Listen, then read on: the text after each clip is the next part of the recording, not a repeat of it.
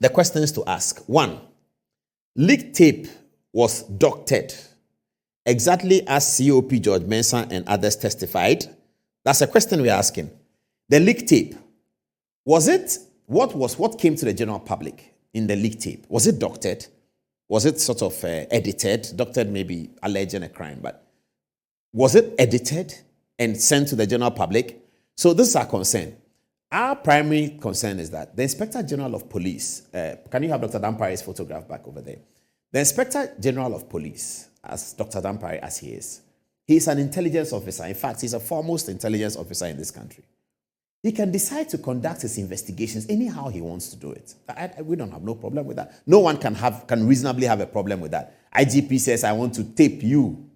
So I put a recorder under your car. I sneaked a recorder under your car. I put a recorder in Bugri Nabu's office and you people went to speak and I got it. He can do that. No committee, nowhere can find anything wrong if Dr. Dampare conducted the recording himself. He's an intelligence officer. It's one of the ways in which they gather intelligence. So he can do that.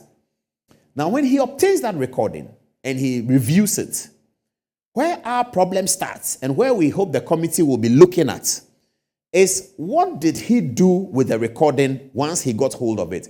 Dr. Dampare has already given testimony to the committee, says he doesn't have the recording, he didn't get it, it wasn't given to him, he didn't have any hold of it, all that. Fair enough. That's what he says. I'm saying that even if he told the committee that, yes, I did the recording, I asked Bugri Nabu to record it for me, it's part of my intelligence gathering processes, the committee cannot fault him for that. The committee cannot say anything about it. That is the intelligence officer's way to gather intelligence. He has not violated anybody's rights because he's gathering intelligence. And the persons who were being taped, they are also intelligence officers who must have a certain code of conduct or who must obey a certain code of conduct. So in recording the matter, he hasn't done anything wrong. However, if the recording comes to his hand after the recording processes, what he does with the recording, if he had one, is the issue. Because if he gets a recording like that, he's a member of the National Security Council, Dr. Dampare, as IGP. He is a member of the National Security Council. It's chaired by the president. So he can send that to the president and say, boss, look, these are the people who are planning to undermine me. This is the evidence of the tape. I hand it over to you to make your decision.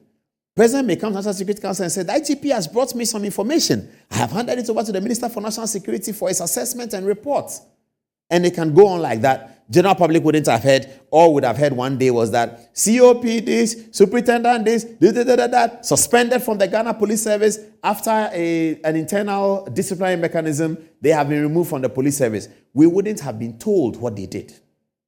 Some police people will know, rumors will filter around, but officially, we wouldn't have been told what they did. There would have been no business in Parliament for minority leaders to be raising issues, for a committee to do something about police, which is part of the executive, and now the recommendations may have to go to the president, because if the recommendations go to the speaker cannot do anything. He is the head of the legislature. The constitution doesn't give him any power over police. The power of the police is granted to the president and the vice president. So these recommendations that they are doing, I don't know where they are going to recommend to. Unfortunately, we have not seen journalists ask that question. But journalists, please, ask the chairman of the committee that under the 1992 constitution, these are your recommendations. Where is it going? Is it going to the speaker? If it goes to the speaker, what will the speaker do? Or are you asking the speaker to send it to the president? Because it is the president, only him, who can make a decision on especially recommendation 4, to recommend sanctions. You can recommend it to the president. He says, well, every day when he's doing the police, he doesn't come to Parliament for advice. The Constitution didn't say that when he's appointing IGP, he should come to Parliament for advice. Where the Constitution wanted him to do his appointments with Parliament, it said so. Article 78 and 79. It's clear. And many other articles in the Constitution. It is very clear that when the Constitution wants to tell the president that this is your power, you share it with Parliament, it says so. So Article 78, President shall appoint ministers of state with the prior approval of Parliament. It's there.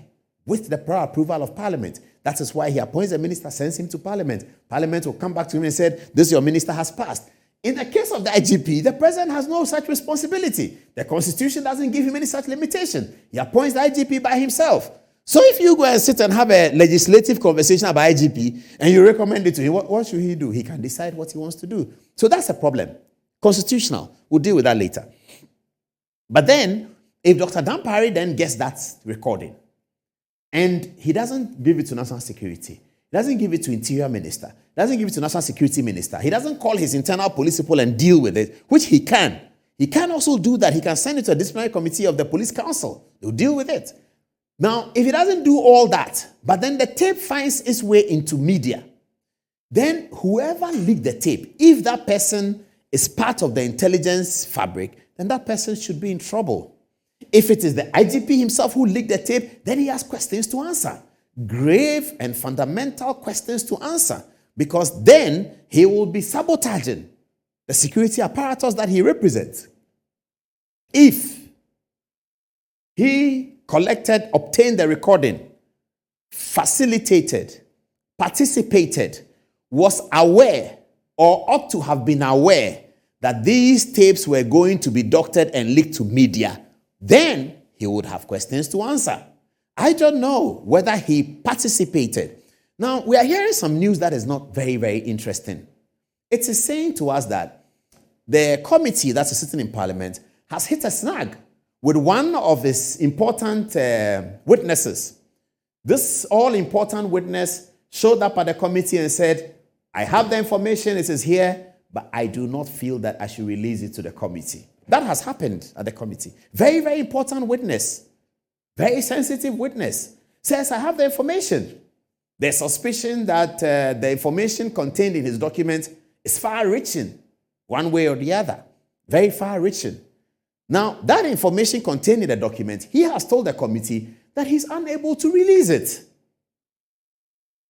This evening, I was with some group of lawyers and they were discussing what can be done about a situation like that. They were grappling through their constitution, whether they can a subpoena, because the Speaker's Committee has the powers to subpoena and has the powers to compel you to attend. Do they also have the powers to compel you to speak and to tender documents? I don't know. The lawyers were thinking about it, whether there should be an application to the Supreme Court, one way or the other.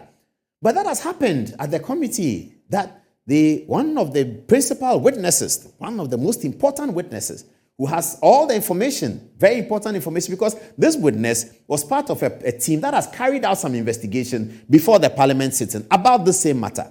So he is being asked that, having carried out the information, what did you find? He says, I won't tell you. That's what we are hearing.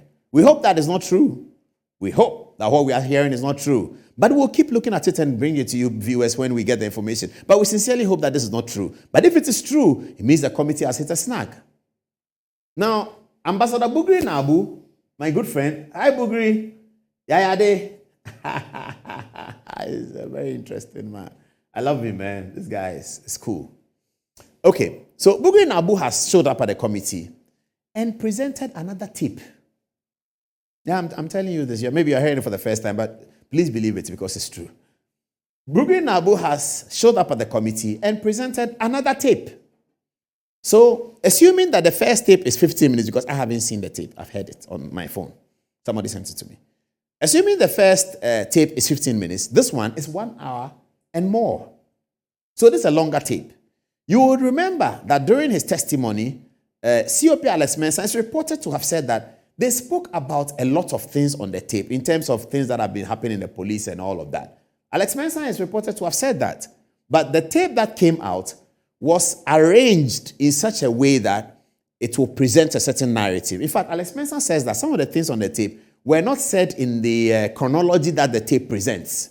So I say that I will slap Amma tomorrow if she comes here. And then we continue with the conversation. I want to eat kenke. I'm going to Labadi. I have a football match to watch in Medina. Then I said that, I suspect that Ifua, who sits in your office, is NDC. I suspect she's NDC. Then the tape comes and says, I will slap Amma. I suspect she's NDC. That's what Alex Mensah is saying, that the tape we are hearing, that's what it is. The things that we are hearing were not said in the chronology that the tape presents it. So the tape has been edited to present a certain picture to the general public that somebody is protecting democracy and somebody is against democracy. Who and whom would have interest in this tape being leaked? That's part of legal inquiry all the time. In criminal processes, they check Whose interest will this be? If they find that you could have an interest, then the law is looking at you more stronger in terms of culpability. So who would have an interest in this tape? The tape presents a narrative that somebody likes democracy, some people don't want democracy. Somebody wants a free and fair election, some people don't want a free and fair election. That's the narrative that the tape presents. So if that narrative has been concocted and put together, pieced together to support a certain direction, who and whom have demonstrated that they could have an interest in this tape getting out into the media? So that's the point of our conversation, that IGP can actually do all the things that he wants to do, but in terms of intelligence gathering, he can do anything he wants. He can do it anyhow. He can come to my house, and that's why he's an IGP. He doesn't need court warrant. He can come to my house and search it. He can just enter and say, open, I have to search your house. This is IGP. I would have to allow him to search. We are all subservient to the laws of Ghana. He represents and is an embodiment of the law and stability of Ghana. So he can do that. What he does with the recording, that's where I'm hoping the committee will have a thorough investigation during the in-camera situation. What did Dr. Dampare do with the recording? In fact, I can't even ask that question because Dr. Dampare says he doesn't have it, that he didn't have it. Bugre Nabo, on the other hand, says that he gave the tape, he was preparing the recording to give it to the president, and therefore he has given it to the president. But today, or yesterday, he has brought another tape. So the committee will need to look at that tape in some detail, and then let's find out what it is.